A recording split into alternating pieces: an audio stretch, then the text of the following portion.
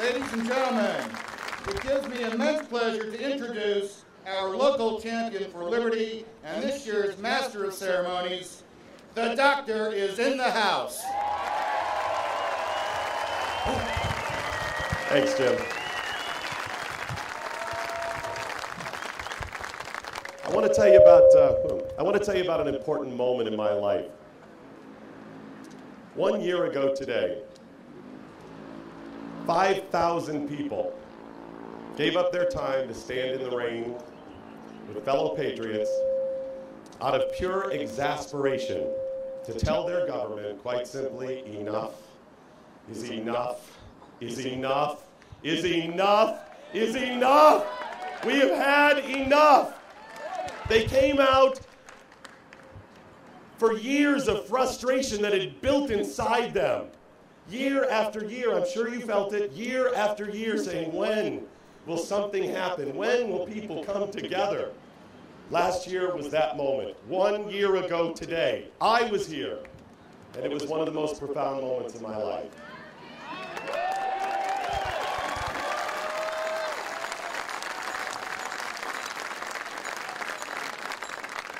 It's about an hour before we went on last year. It was about 5:30 or so, and I told Jim and Sarah James and some other people, I said, well, if we get a few hundred people, I'll be pretty happy. It's raining, this is brand new. I mean, our perception now is we know what the Tea Parties are. We understand it. We've been to a bunch of them. We've been involved. But back then, people were just saying, well, I don't know if this is going to mean anything. And we got more than that couple hundred. We got 5, maybe even as many as 6,000 people. As I left, let's hear it for last year. Let's hear it for this year.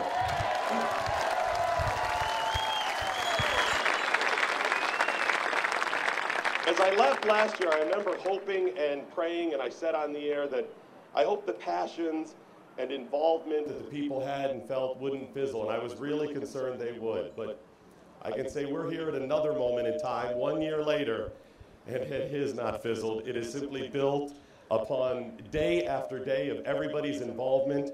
1 year later, I can say with a great deal of pride and excitement that those who would stand and fight for freedom are doing just that. They're standing and fighting for freedom.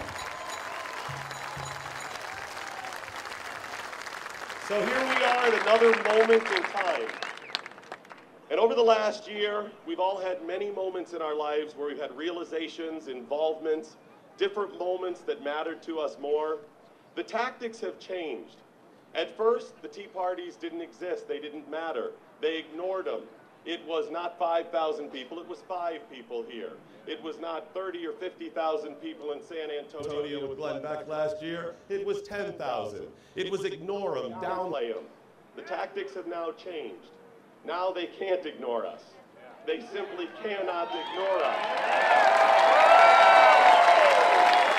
It's estimated that a third of Americans already sympathize and feel the same things that the Tea Partiers all go to. A third of them.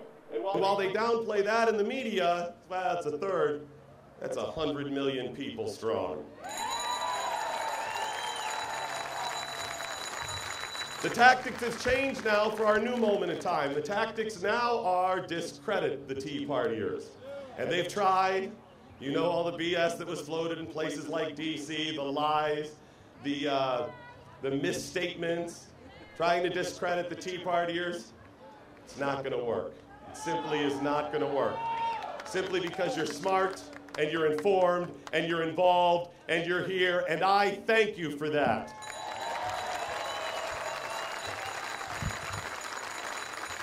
One of the greatest threats, maybe the greatest threat to freedom, is being given freedom without working for freedom. And that's unfortunately what a lot of us have been blessed with. But the downside is we don't appreciate it like people who had to work for it. Members of the military here, let's hear it for the members of the military, people who served.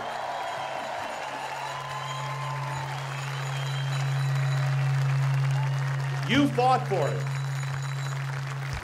You put your time, your effort, and your life on the line. You appreciate it more. But there's a lot of us that grew up under the protection of the flag, and we didn't appreciate it. And that is a very sad thing, because generation after generation, they appreciate it less.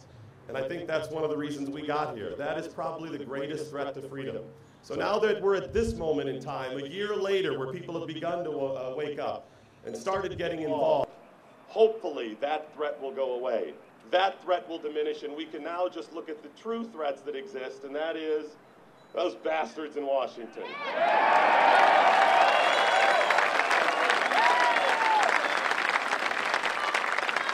You know, when you think about it, history really records very few moments. I mean, there are countless moments in countless lives, and history doesn't record most of those moments. It records the big moments, the spectacular moments like today or last year's Tea Party, or some of the biggest moments of all, like Thomas Jefferson signing the drafting the Declaration of Independence and the people signing it. Those are the moments that we think about. Those are the moments that get recorded. So think about that moment for a moment. Think about Thomas Jefferson as he sat down and he dipped that pen in the inkwell. And he slowly put the words on paper. That's a powerful moment. That's a moment that history recorded. Or think about General Wainwright on the USS Missouri when the Japanese surrendered. Imagine that moment. History records those moments, but there are countless moments that made those moments possible. The soldiers that landed on Omaha Beach and Utah Beach that fought and were made General Wainwright being there possible, made those possible. And there are even less seemingly significant moments that led to those moments. There are so many moments in time that you don't realize because they seem insignificant, but they're not. And that is my call to you. Is this your moment?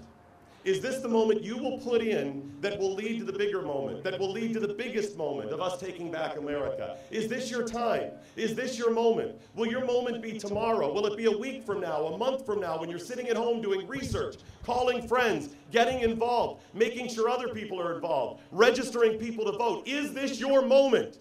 Will you make this your moment? If you make this your moment in time, then there's no stopping us. Before I bring up our next speaker, I want to leave you with one thing. A quote that I saw the other day. I was just surfing the net and I stumbled across it and I was unaware of it. And the quote is, "Then conquer we must, when our cause it is just, and this be our motto, in God is our trust." You know what that's from? There's a line that follows it that says, "And the star-spangled banner in triumph shall wave o'er the land of the free and the home of the brave." That's the end of the fourth and final verse of the Star-Spangled Banner. Then conquer we must, when our cause it is just, and this be our motto, in God is our trust. Thank you so much for coming out tonight. Make this your moment. Make this moment count. This moment will lead to much more significant moments.